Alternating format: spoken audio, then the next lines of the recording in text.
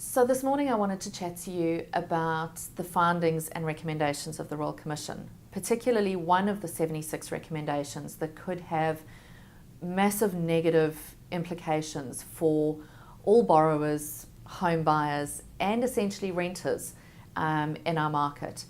It hasn't been particularly well considered and would remove competition to the cost of all of us. It goes to mortgage broker remuneration, and there's a lot of conversation about conflicted remuneration. As you all know, I've always been very open about how we paid and the fact that my allegiance, although I'm paid by the bank, is always to my client. I've never had a bank refer me new clients, but thank you to all my clients who I look after. That's where my business comes from. Anyway, there'll be more information on my blog about exactly how we get paid, how it all works. I'm always very open about that sort of thing. Back to the main reason I wanted to talk to you today. Some of the changes that have come out essentially would reduce competition in the marketplace, but also move us from the current situation where the banks pay for our services as mortgage brokers, meaning that you can refinance into a new deal if your current bank's not looking after you at fairly low cost. What they're wanting to do is they're wanting to shift to a model where the customer pays. And to keep competition in the market, they're suggesting that not only would the customer pay a broker a couple of $1,000s to cover our costs in assisting you, but you'd also have to pay it to every lender so that there's some parity.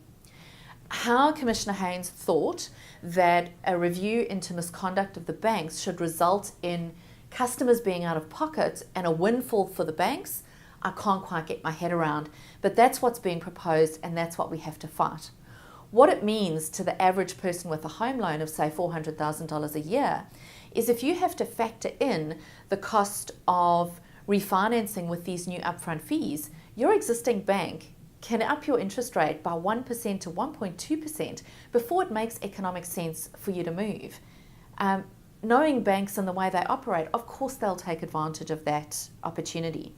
The other thing to consider is if you're looking at a first home buyer who scraped together their deposit, they either have to save an additional couple of $1,000s, or if that amount's added to their loan, potentially pay extra lender's mortgage insurance of, say, $1,000 to $1,500, pay the fee of a couple of $1,000s, and then if it gets added to their loan, they're also paying the lender interest on that extra fee. So here we've got a first home buyer trying to get into the market who's out of pocket 15 grand, and all of that has flowed through to the bank because they've kept the commissions they used to pay the broker, and they've also scored the upfront fee from the customer, their commission on the lender's mortgage insurance that they charge, and the extra interest over the life of the loan.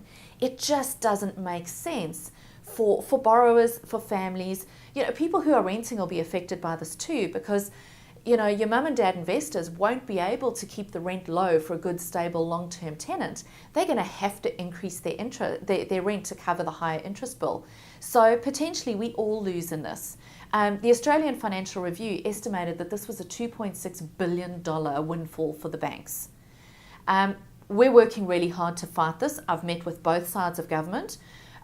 We need them to hear from you as borrowers, as families and as potential voters, that you're not prepared to accept that the outcome of a Royal Commission into banking misconduct ends up costing you and rewarding the banks.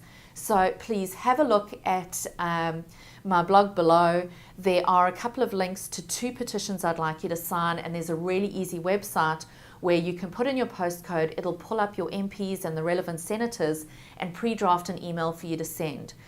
We need to get millions of signatures on these petitions, and we need to get as many emails as we can into politicians' email boxes so that we can stop this from happening. Please help us to help you. I can't handle the thought of either having to charge my clients for something the bank could pay for, or seeing us all lose in the long term because of ill-considered political maneuvering to try to win an election. Thank you.